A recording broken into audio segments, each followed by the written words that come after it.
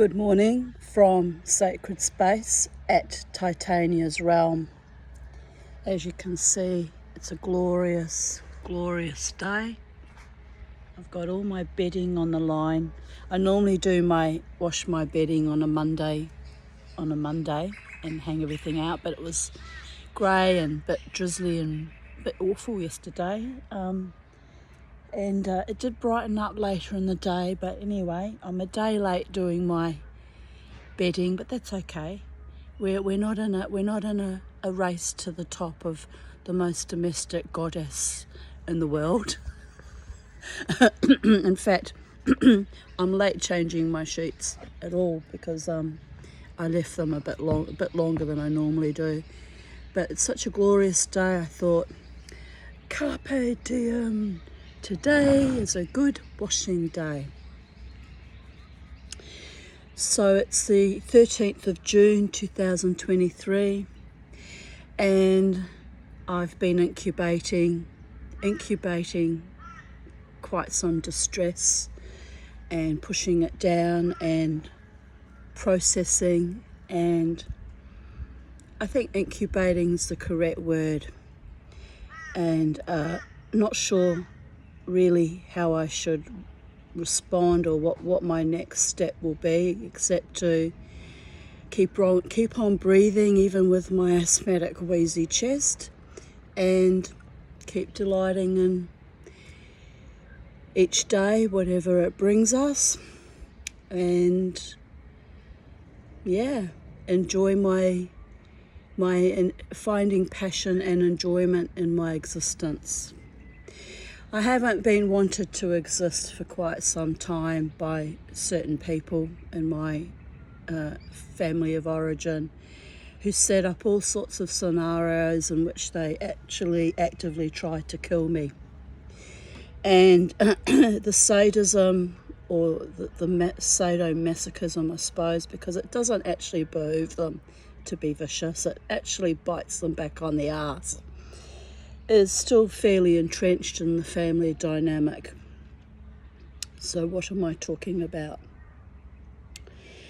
My thespian daughter, who I am deeply proud of because I helped create that persona through years of trauma and struggle when we were actually actively being threatened for 18 months by an Israeli ex-lover and his sister and his boarders and henchmen, and don't get me started on the malfeasance of Queensland police refusing to protect us as well. Created a trauma dynamic which I'm now seeing the fallout from all these years later. And it cycles and it bites at me occasionally like the two-headed snake. And the only way to fix that, to resolve that problem, is to chop off both heads of the snake, not literally but figuratively speaking, and it's a bit hard when it's your own child. So what has happened is my thespian daughter is producing her own play. I'm not going to name the play. I will no longer promote it. I will no longer support her art or her craft. She's never actually actively been supportive of my efforts. In fact, when they were younger, when we were deeply mired in the actual ground zero coalface of trauma, I actually did go out and buy beads, hoping to try and generate an income, trying in survival mode, provide for my family. And both my daughters, bear in mind they were prepubescents or they were early teens at the time, mocked and derided me and screamed at me viciously for spending, what they considered to be their food money on beads. Now, hedonistic as it seems, it actually was a survival response. I was actually trying to get us out of the poverty trap. And because the abuse dynamic had already been entrenched by their father and my mother, they did everything they could to sabotage me getting up and out of the trauma state that I was in. And even when I had a job for 12 months. I mean, it was a toxic, awful job, ironically working for the Queensland Police Academy, which I only survived because I had a lot of support from the rehab officer, and you know, my co-workers and admin were very kind and very tolerant of my I guess, personality malfunctions that were going on at the time, based on I was just barely surviving the domestic terrorism that was going on the home front. So that's the background to that. Now, I encouraged my daughter in her desire to be an actor as a very young child, and not only encouraged, I went to every single fucking play. I drove my already bombing out little Mazda 2 Shades hatchback, which by that stage was already getting older, and I was having difficulty maintaining it because I was in dire poverty, living at that time on the single mother's benefit. I drove that car into the ground, you know, driving my daughter to not only acting rehearsals and auditions and actual physically making sure she got there for plays, but also supporting her and the younger one as well in their in their activities for Beitar, which is a Jewish youth group run in Brisbane. I supported my children, which is your duty as an adult woman and as a mother. I supported my children to the hilt at a time when I was so mentally ill I could barely get out of fucking bed, never mind having to make sure my kids were, you know, present and accounted for at school and at their acting activities and at their youth group activities. So you can imagine that I might be not just hurt, but utterly disgusted that my daughter chooses now, when she claims that this play she's currently producing is going to be the making of her career, and this is her one and only chance to make it, right, here in Brisbane, Australia. Now, I know the Brisbane arts community, acting community here in Brisbane is extremely toxic and venal, and has deliberately held actors like my daughter and much younger actors coming onto the scene back, because we live in the shadow of Sydney and Melbourne that get the bulk of the movie and film and TV show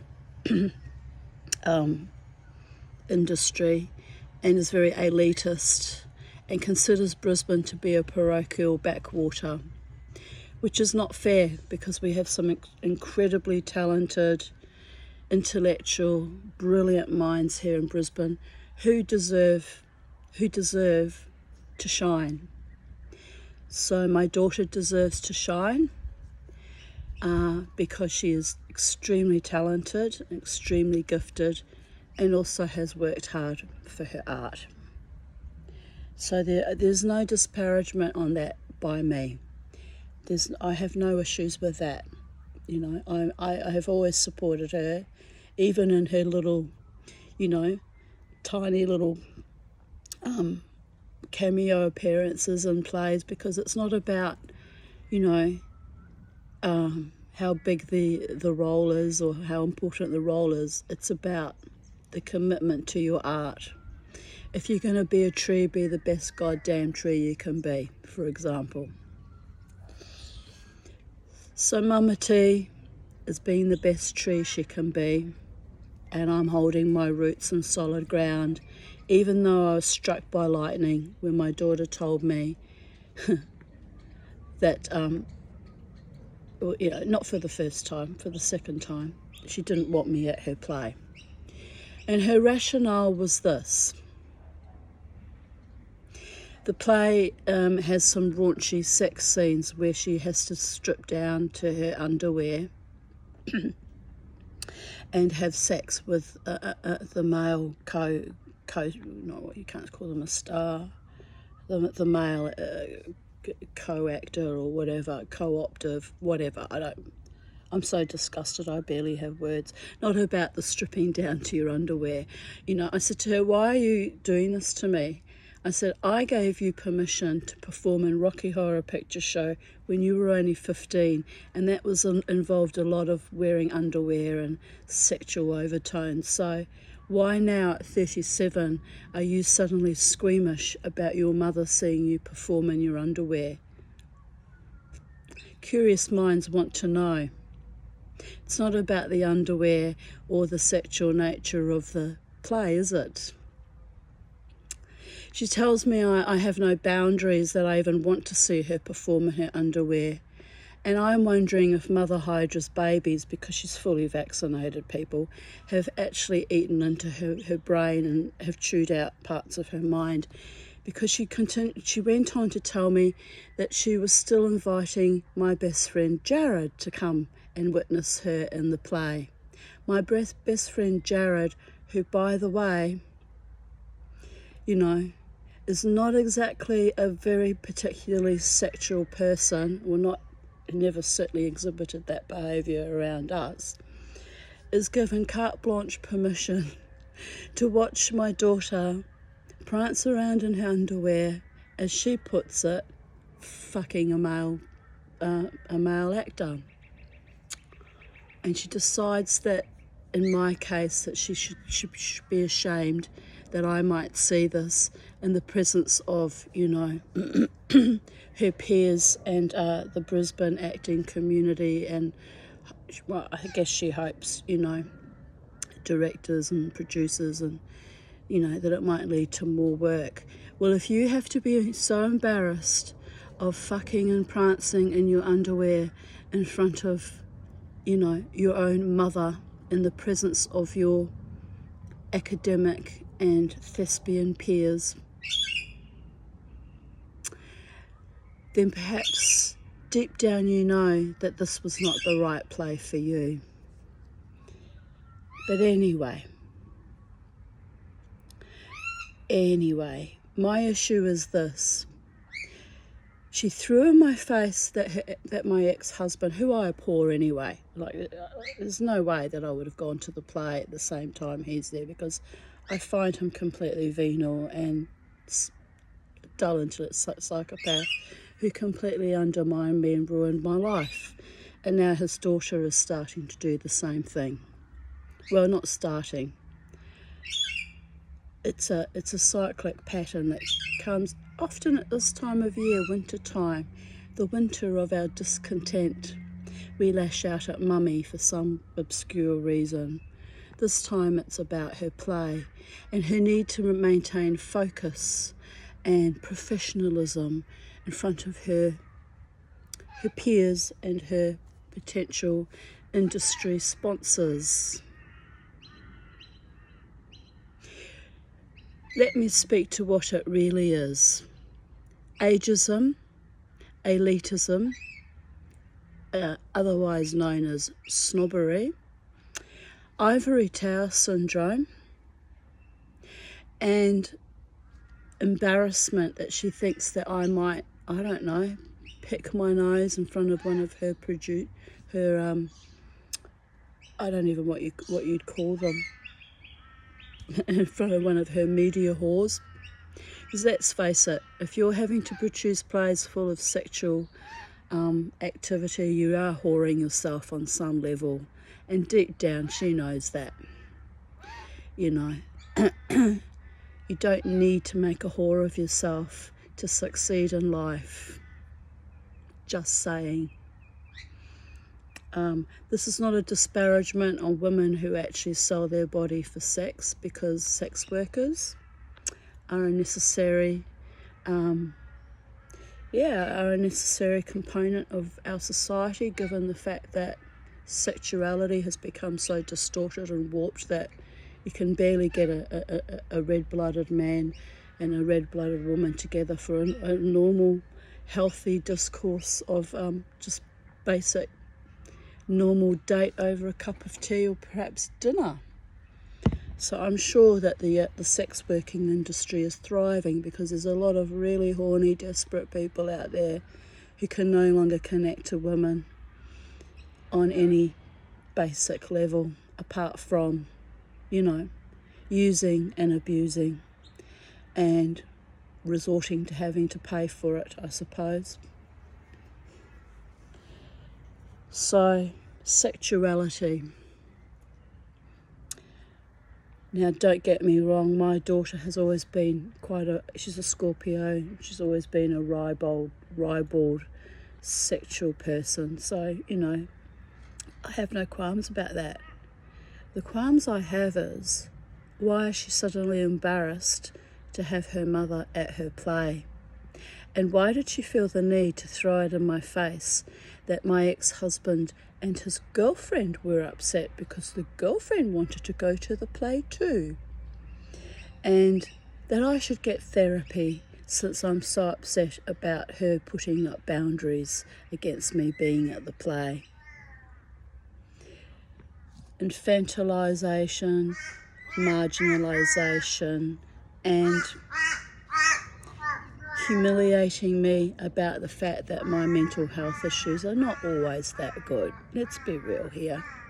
If you've been attacked and strangled and molested as a very young child as well for decades, you too might have a few flubbery mental health issues. But as for her boundaries, putting up boundaries against her own mother, who drove her to every audition, every rehearsal, every play, right up until recent years, prior to her moving over to the UK and Ireland. I was even at her play, her closing night of a play, I think it was the Bald Prima Donna, an hour before she flew out to the UK, because she crammed everything into the last minute, hadn't even packed her suitcase properly. We got to the airport and she was still fluffing about with her suitcase, at which point I had a minor breakdown because one who was about to travel in an airplane, a 36-hour flight I think it is, to the UK and still hasn't stuffed her socks in her suitcase is not really in a state where she's capable of being independent tourist travelling around Europe. And that ended up being in many ways a disastrous event that did not behoove her. But I am grateful that she did get to see the sacred spaces and the interesting sites around Europe that I wanted her to see, that she was denied access to via being exploited and, ran out of money, as one does when one goes on the big overseas trip without their own funds. So the resentment on my daughter's part and the ambivalence dates back to, the original wounding, me leaving her debauched, evil, vicious father and ending up in poverty. So I'm now being punished. I must be punished. I'm a very bad mummy, I don't have any money or a home of my own because men strangled it out of me, and now I must be punished. Ooh, I mustn't come to the play, but my friend Jared's welcome to come to the play.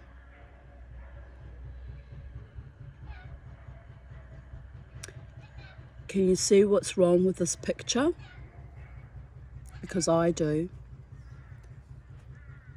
It's not quite the picture of Dorian Gray, but it's starting to seep with rot.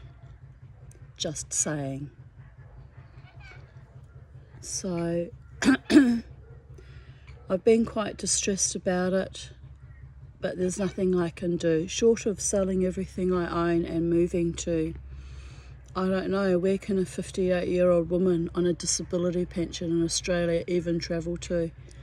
Because I'd end up homeless without even a pension, and I'm not there with my jewellery, my silversmithing yet. It's not something that I'm not good enough at it to support myself in my own little cottage industry, creating my own income. So basically I'm fucked. And my daughter knows this. She knows I'm a sitting duck, stuck here in this beautiful, beautiful, beautiful environment. Let's not get me wrong, I'm not ungrateful, but I'm stuck. The gods denied me a loving partner and or husband, and they denied me loving, supportive, kind children who throw in my face when I dare to question why suddenly I'm marginalised and prevented from watching her, in her art and her work succeed, which is the whole basis of parenthood, right? Is to shep nachas and watching your children succeed in life. Why I've been marginalised by that? I'm told to get more therapy. Well, fuck off, kid. Fuck off. Seriously.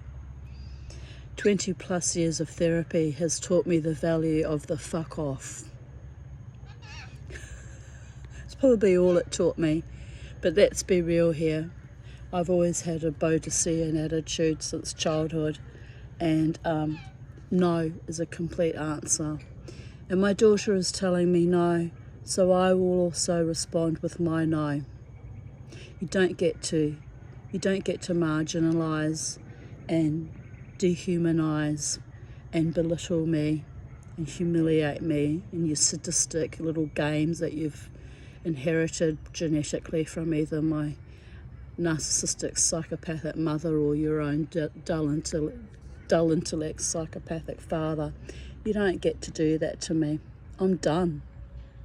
And I've said this 1,000 times before, because don't we all want to belong and have love and have family and have our children in our lives?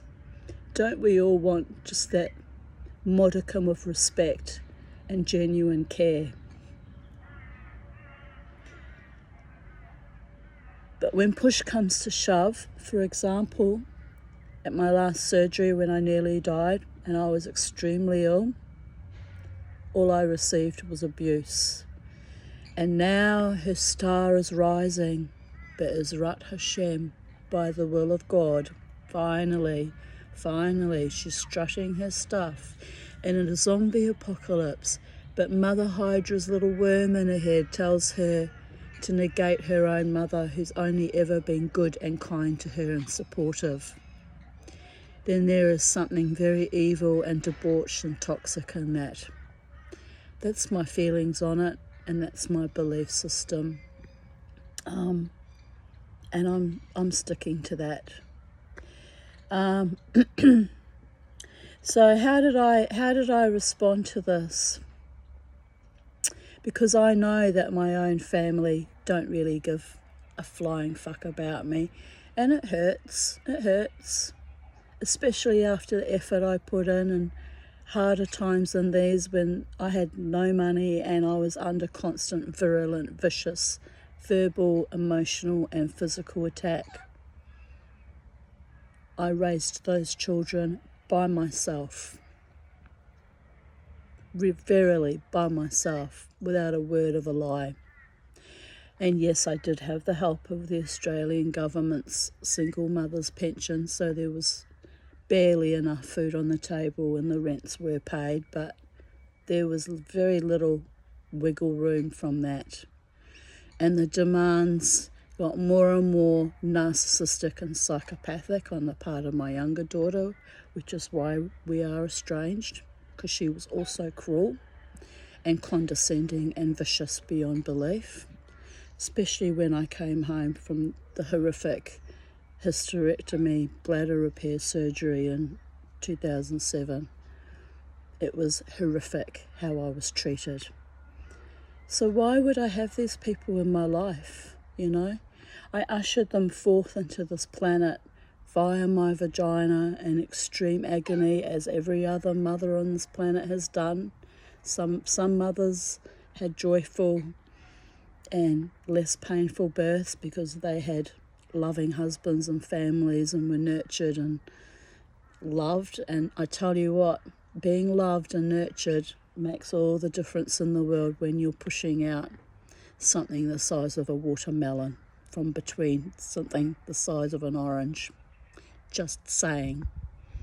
My husband, my former husband, was so vicious to me when I was birthing Crystal, the midwives sent him home. And I should have left him then. And I greatly regret that I did not. It was an act of cowardice on my part.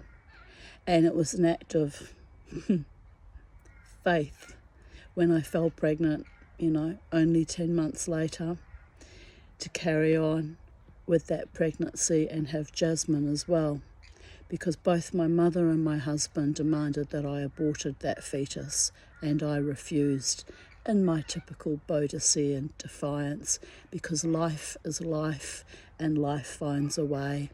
And I loved my daughters.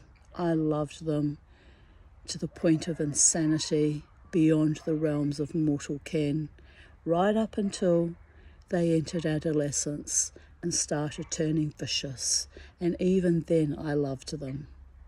And if the truth be known, I love them now. So this video is a testament to the fact that as a woman and as a mother, I've been marginalised and maligned and betrayed and unaligned and unaffiliated with and scorned and disrespected, and now I'm getting older and fragile. My health's always been precarious, even when they were small children, even when they were babies.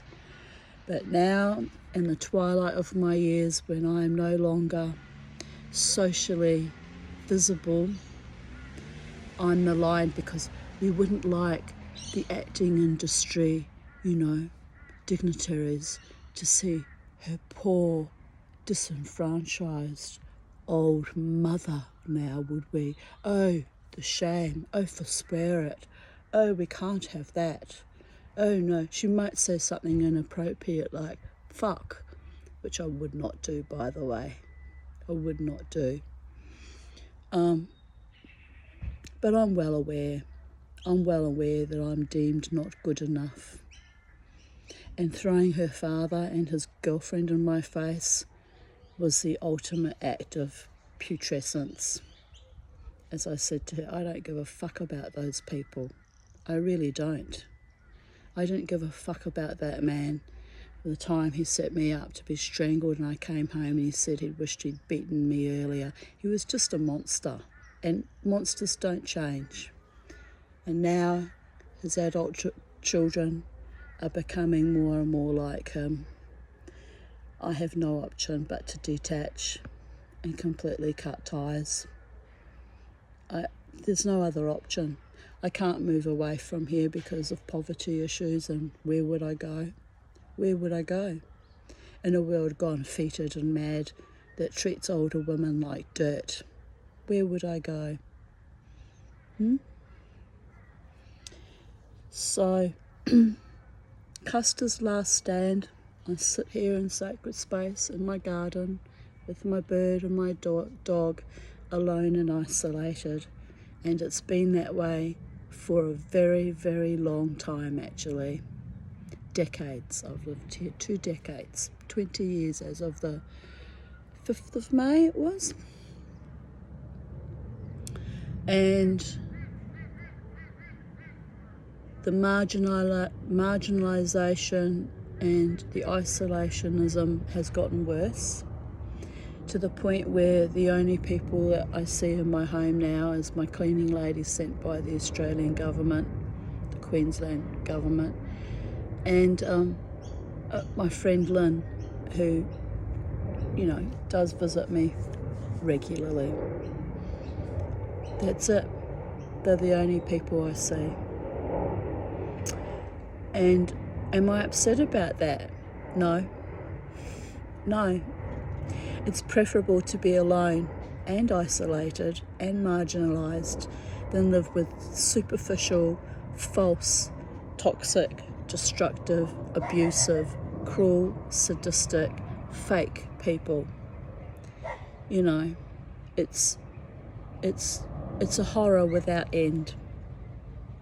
And I've lived that nightmare too many times. lying in bed next to a man who hated me really, resented having to provide for a wife and children, hated me with a passion.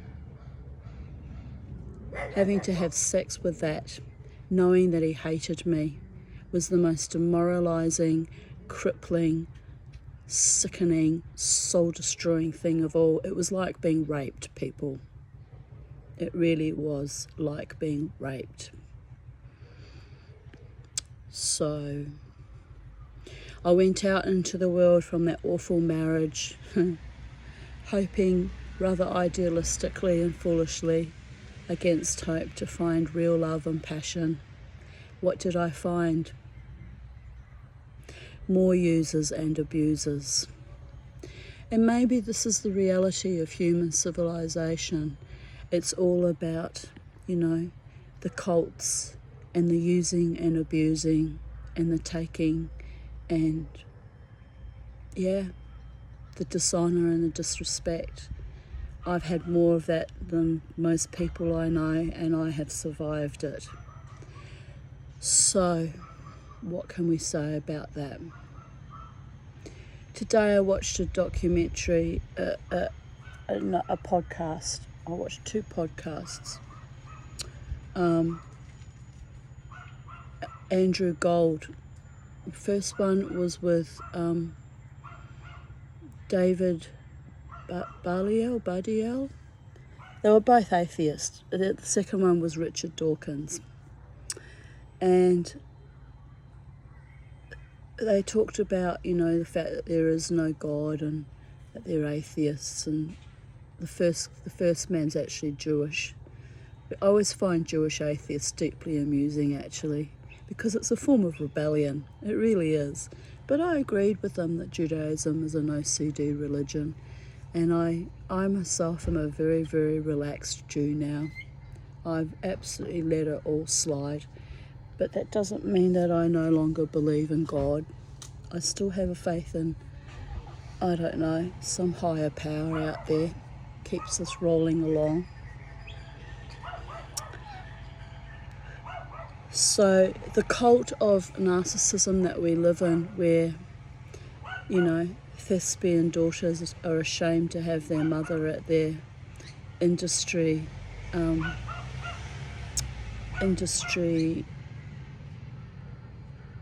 peopled plays, because I might embarrass them, because I might somehow, say something inappropriate, or I don't know. I don't understand it. I really don't. I'm as good as any other actor, thespian, director, playwright. I'm a writer in my own small contributory way. You see, I'm not so good at speaking out verbally. I still, if I want to express myself, I actually function better, express myself better by writing it out. I've always been that way, even as a child. Speaking to someone heartfelt without showing any real emotion, as an automaton, as a cultist, cold and academic and disassociated from emotional reality is difficult for me. I'm not a robot. I'm a real person. And maybe that's why she didn't want me at her play, because real people who are still full of soul and spirit and courage and authenticity probably scares the shit out of her peers, So maybe that's what it's really about. I'm marginalised because I'm not, or I'm marginalised because I'm human. I don't understand it. But I guess this is the beginning of the slippery slope. It's very much the beginning of what happens when it's an us and them attitude, and you don't conform, to societal norms. Well, there was nothing normal about the COVID epoch, nothing normal about it at all. And there's nothing normal about a daughter whose mother fought for her to succeed, telling her mother that she's not welcome at her play. It's not the first time this has happened in recent memory, so I've decided to arc up about it slightly. And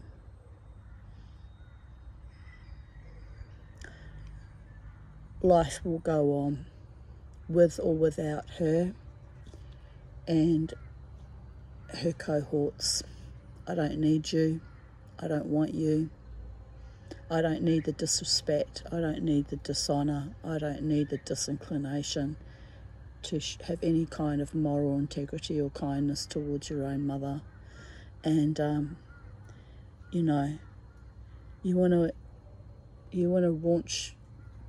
act in raunchy plays and wear underwear and garner approval from Big Daddy, whoever Big Daddy is in the acting industry. Be my guest. I couldn't give a flying fuck about that. But don't put me down. Don't put me down so you can feel good about yourself. That's all I've got to say about that. Goodbye from Sacred Space.